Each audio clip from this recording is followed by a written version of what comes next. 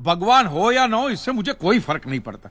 ये तो इंश्योरेंस वालों ने कहा कि भगवान ने तुम्हारी दुकान गिराई है या भगवान की वजह से मेरी दुकान गिरी, तो मैंने कहा ठीक है, भगवान मुझे उसके पैसे दे दे, केस खत्म। लेकिन भगवान तुम्हारी दुकान क्यों गिराएंगे? मूर्ख कहीं का। स्वामी जी प्लीज, जो कुछ भी कहना है विटनेस बॉक्स में आकर कहें।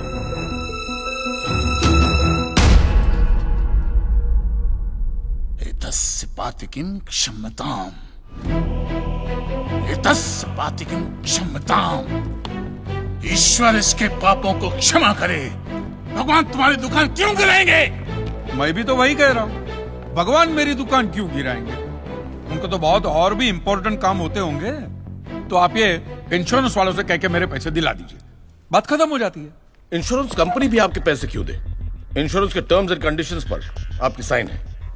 Exhibit number 1 sir. बस तो मिलोड फिर मुझे भगवान को ही पकड़ना पड़ेगा।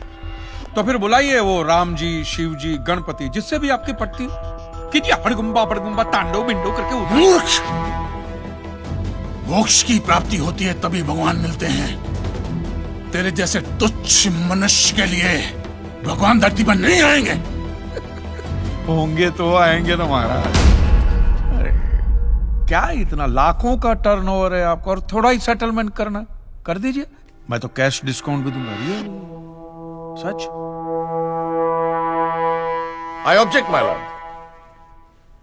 भगवान की सेवा कार्य को धंधा कह रहे मिस्टर कांजी, बिजनेस? हाँ, ये बिजनेस ही है मिलोड, बिल्कुल बिजनेस है ये।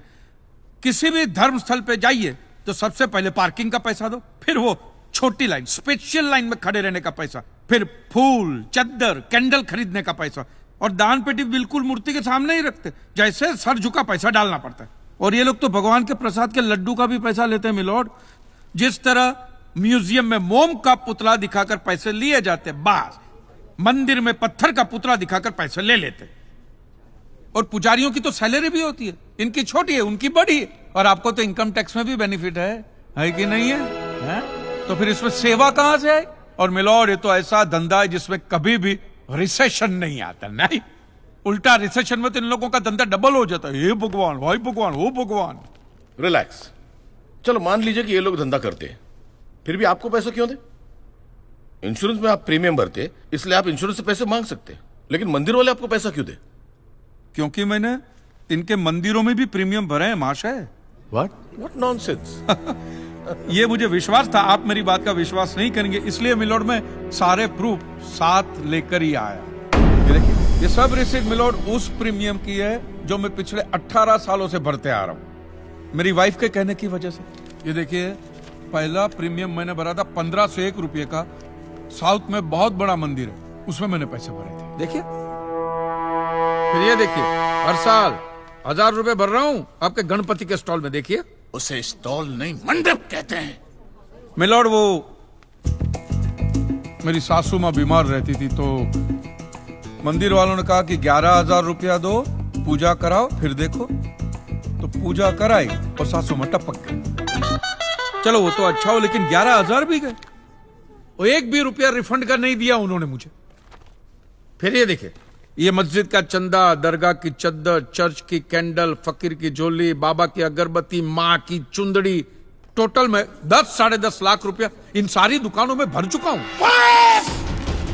बस! क्या दुकान लगा रखा है? इसे मंदिर कहते हैं, मंदिर! और मंदिर में लोग अपने परिवार की शांति और समृद्धि के लिए अपनी इच्छा से पैसा देते हैं। तो मैंने भी मेरे परिवार की शांति और समृद्धि के लिए ही पैसे भरे थे महाराज, कोई गन्ना चूसने के लिए इन्वेस्ट नहीं किए थे। लेकिन आपके भगवान ने मेरी शांति उखाड़ के फेंक दी, क्योंकि भूकंप तो मिलोड सिर्फ भगवान ही ला सकते, इंसान के बस की तो बात है ही नहीं। तो मुझे बताइए, मेरा हक नहीं बनता भगवान से पैसे वसूलने का? मिस्टर कांत जी, आपका झगड़ा भगवान से है ना, तो डायरेक्ट भगवान से पैसे मांग लीजिए ना, मंदिरों के पास क्यों मांग रहे? वकील साहब, आपके घर में बिजली या इलेक्ट्रिसिटी कौन सी कंपनी की आती है?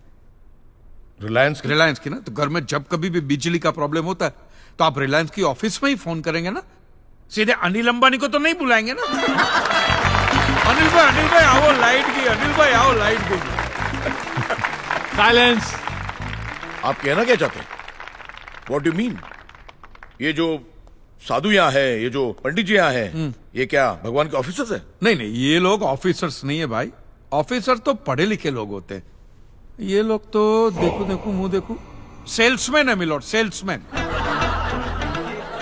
ये भगवान के कलेक्शन एजेंट है, क्योंकि इन्होंने भगवान की फ्रेंचाइजी ली। न्यायाधीश महोदय, ये मनुष्य नास्तिक है। जो ये कह रहा है उसका ज्ञान स्वयं से नहीं है, परंतु हम तो साधु हैं, इसे क्षमा कर देते हैं। लेकिन इस अधम पाप के लिए दुनिया इसे कभी माफ नहीं करेगी। तेरा घर से निकलना कठिन हो जाएगा अगर भगवान के विरुद्ध कुछ भी कहा तूने। मैया मोरी, ये आपको मेरी चिंता हो रही है कि मिलोड के सामने मुझे चेतावनी दे रही हैं? हमें जीव मात्र की चिंता है। तो फटाफट पैसे निकालिए, बात खत्म कीजिए फिर। My Lord, this is enough. ये डोनेशन रिसीट्स है, जनरल सबमिशन। भगवान और मेरे क्लाइंट के बीच कोई एजेंसी एग्रीमेंट नहीं है। कांजी बेतु की बात कर रहे हैं।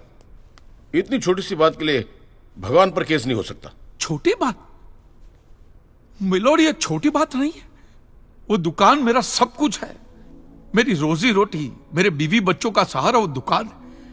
और एक एक रुपया जोड़ के दिन रात की मेहनत के बाद मैंने वो दुकान बनाई थी। आज वहां पे सिर्फ जमीन का टुकड़ा रह गया है, वो भी कोई लेने को तैयार नहीं है। ये मंदिर वाले कहते हैं श्रद्धा से दान दो, आपका कभी बुरा नहीं होगा। और ये इंश्योरेंस वाले कहते हैं टाइम पे प्रीमियम दो, बुरा हुआ तो हम है ना। तो मैंने तो दान भी दिया है मिलोड, और प्रीमियम भी भरे, और आज दोनों के दोनों ने हाथ ऊपर कर लिए। मैं एक मामूली आदमी, मिडिल क्लास मैन, मेरा परिवार, मेरे बीवी बच्चे रास्ते पे आ जाएंगे। नहीं मिलोड, आपको मेरी बात इस अदालत में रखने का मुझे मौका देना ही चाहिए। और भारत का संविधान भी मुझे मेरी बात इस अदालत में रखने का हक देता है।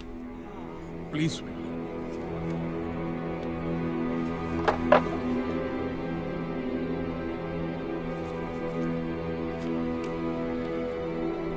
एक मिडिल क्लास बिजनेसमैन के लिए 1 करोड़ रुपए बहुत बड़ी रकम होती है, और खास तौर से सवाल जब उसके सर्वाइवल का हो। इसलिए यह अदालत कांजीलाल जी के मुकदमे को एक्सेप्ट करती है।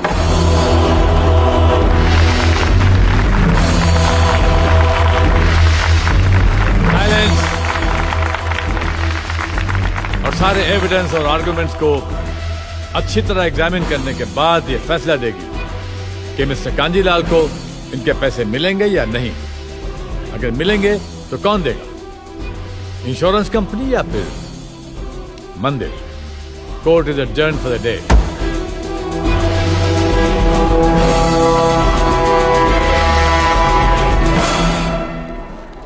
रुकिए रुकिए महाराज, अब आप लोगों को जितनी पूजा करनी हो, आरती करनी हो, जितना घंटा हिलाना हो, सब हिला लीजिए।